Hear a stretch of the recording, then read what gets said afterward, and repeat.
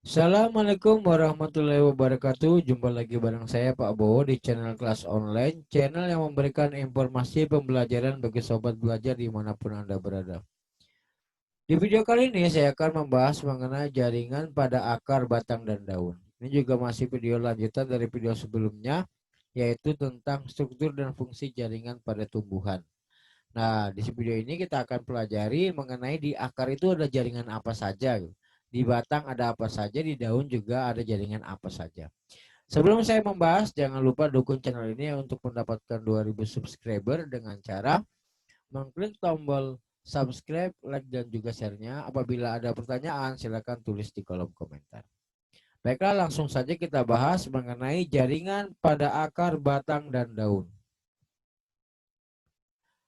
Yang pertama kita bahas adalah akar. Apa sih yang dimaksud dengan akar? Akar itu adalah bagian tumbuhan yang berfungsi untuk menguatkan berdirinya batang, menyerap air dan garam mineral, serta membantu penyerapan oksigen dan menyimpan cadangan makanan. Jaringan pada akar itu dibagi atas epidermis, korteks, endodermis, dan silinder pusat atau stel. Pada epidermis, di jaringan pada akar itu terdiri dari satu lapis dan tersusun rapat. Tidak berkutikula, kutikula ini lapisan lilin. Ya, agar air itu mudah masuk ya, atau mudah diserap. Dapat bermodifikasi menjadi bulu-bulu akar. Yang kedua adalah korteks. Korteks terdiri dari sel parenkim, berdinding tipis dan tersusun melingkar. Terdapat ruang-ruang antar sel tempat penyimpanan cadangan makanan. Nah, ini bagi tumbuhan yang menyimpan cadangan makanannya pada akar. Selanjutnya ada endodermis. Endodermis pada akar itu terdiri atas sel-sel rapat tanpa ruang sel. Dindingnya mengalami penebalan gabus berbentuk pita yang dikenal dengan istilah pita Kaspari. Endodermis pada lapisan endodermis itu berfungsi untuk mengatur lalu lintas zat ke dalam pembuluh akar. Selanjutnya adalah silinder pusat atau stele, yang mana di silinder pusat itu terdiri atas xilem dan juga phloem. Xilem, phloem, dan juga perisikel. Yang mana perisikel ini berfungsi untuk pertumbuhan akar. Ya, atau pertumbuhan akar sekunder, berarti akarnya itu menjadi membesar. Ya, akarnya membesar bukan memanjang. Gitu ya. Nah, ini adalah contoh bentuk penampang akar. Nah, ini adalah endodermisnya. Nah, ini jadi pelebaran sekunder, jadi akarnya nanti tambah besar. Ya, ya. Ada perisikel, phloem, kortek.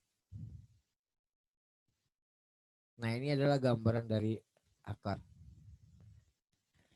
Selanjutnya batang. Batang adalah penghubung antara akar dan daun. Fungsi batang adalah sebagai tempat lalu lintas air dan mineral.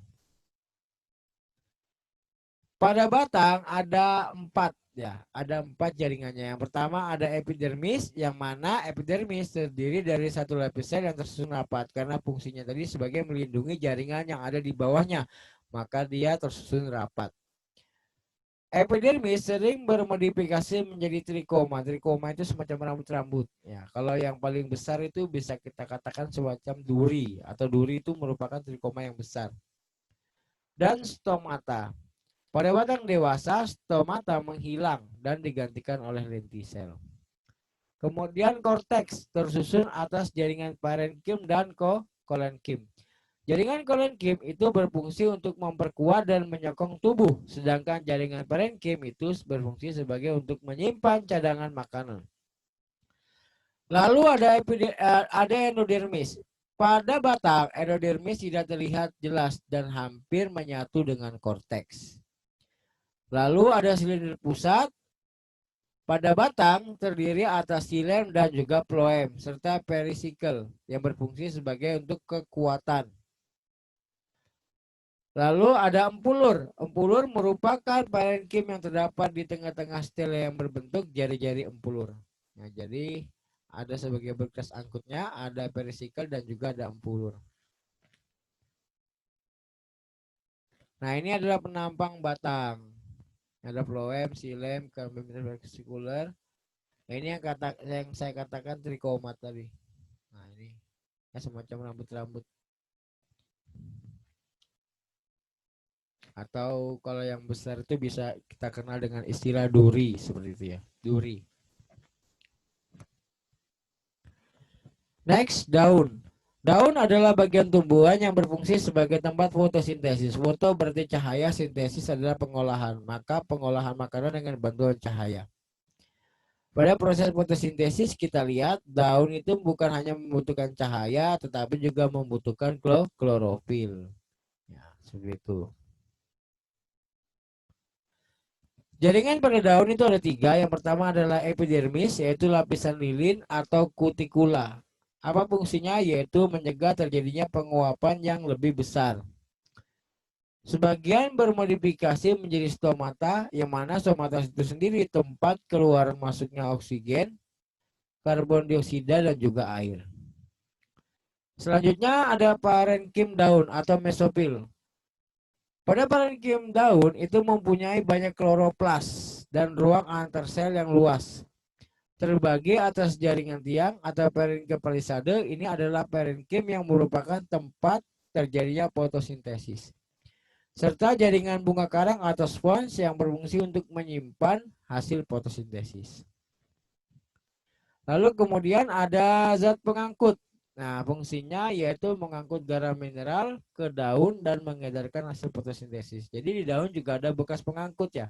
Ya, bekas pengangkut yang berfungsi mengangkut air dan mineral ke daun untuk diolah, serta ada juga bekas pengangkut yang berfungsi mengedarkan sari-sari makanan ke seluruh jaringan yang ada di dalam tubuh tumbuhan.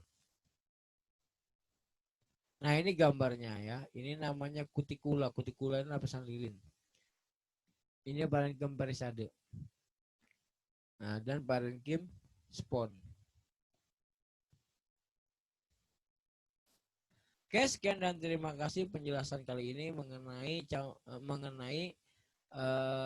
tentang jaringan pada akar, batang, dan daun. Sampai jumpa di video berikutnya. Saya Iri. Assalamualaikum warahmatullahi wabarakatuh.